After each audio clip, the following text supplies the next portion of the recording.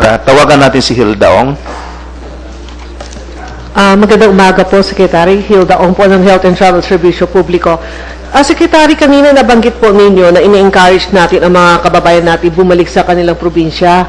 May itatanong lang po ako, bakit po marami po mga maliliit na rice farmers ang hindi ini-entertain ng NFA para maibenta ang mga kanilang rice palay produce?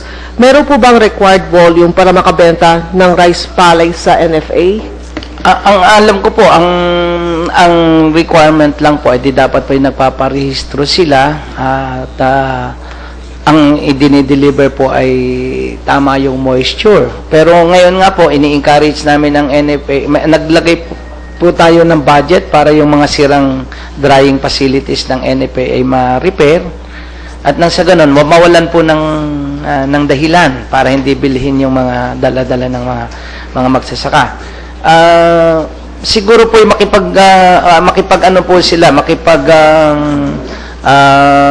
communicate agad doon sa tao ng NFA this early pa lang. Huwag po yung pagdala-dala nila yung palay, saka lang po sila nakikipag-usap. Baka po may ilang requirements na dapat kitang dahilan para hindi sila tanggapan.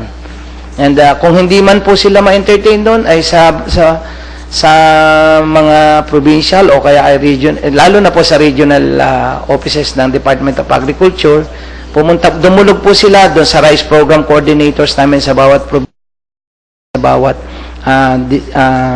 region at i-entertain po namin at kami po ay sasama. Dapat po obligasyon po ng tao ng department na samahan sila papunta sa NFA para may arrange po. At may follow-up question po ako, bakit marami pa rin sa mga farmers ang hindi maka-avail ng loans offered by the rural banks? Okay. Ito na po, mabuti. Ako po ipahingi ng pasensya dahil hindi ko po nabanggit kanina yung tungkol pala. Maraming salamat sa iyo.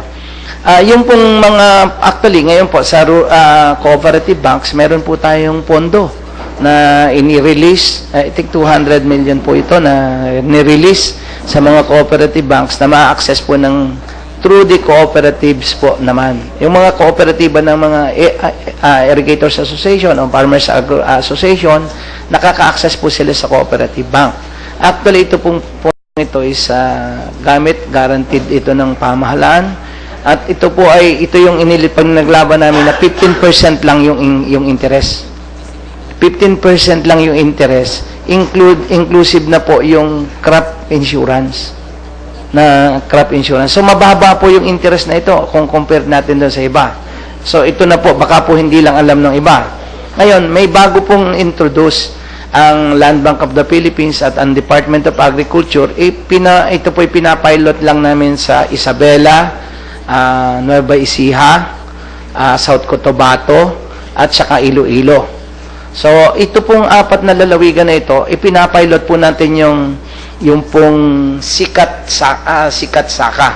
Ang Sikat Saka ay isang programa po na kung saan ang ating pong mga magsasaka ay magkakaroon na po ng i-develop natin yung kanilang kakayanan.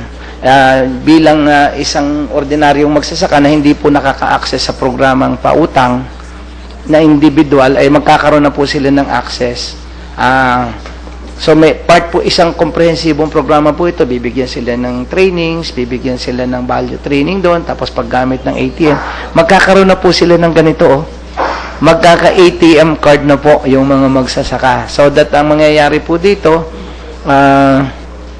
pag meron na po sila nito, ito po ay magiging garantiya sa kanila at saka magagamit po nila. Pag in-issue kasi ito sa kanila, that means tapos na sila mag-seminar. That means may load na po ito. Pwede na po nilang gamitin pambili ng kung farmer's choice po, kung ang gusto po nilang klase ng seeds ay certified seeds. Kung gusto po nilang hybrid, pwede rin pong hybrid. Kaya po, pag certified, I think is 37,500 per hectare ang pwedeng ihiram. Pagka-hybrid sila, pwede pong 42,000 I think. Dahil mas mahal po yung hybrid seeds. So, yun po yung, tapos may pambili na rin sila ng fertilizer. So, maganda po ito. At sa pagbibigay po sa kanila, mabibigyan po sila ng garantiya. Through the NFA or NABCOR, meron na po silang purchase order. May purchase order na po sila, nakalagay po ang presyo na bibili sa kanilang produkto. So, that means pag nag-turnover po sila, i-remit lang po doon sa kanilang card. That means ito po simpleng natuto na at saka nagkakaroon na po ng personalidad. Yung sarili po nating maliliit dating magsasaka, I think ito po ay kung magiging maganda po ang pick up nila this time, we will make sure na sa 2013 budget po makapag-allocate kami ng mas malaki para mas marami na pong area ang mako-cover nito. Napakalaking bagay po nito. Ito sikat sa card po. Na kung saan ang ating pong mga magsasaka ay sila pong sisikat.